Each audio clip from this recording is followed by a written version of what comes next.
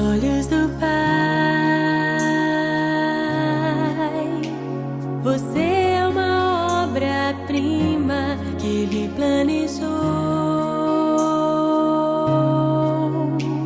Com suas próprias mãos pintou a cor de sua pele,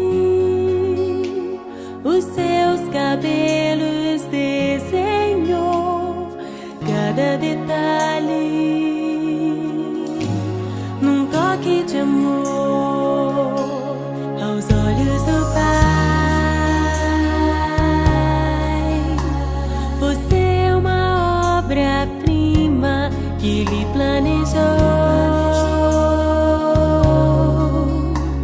Com suas próprias mãos pintou a cor de sua pele, os seus cabelos desenhou, cada detalhe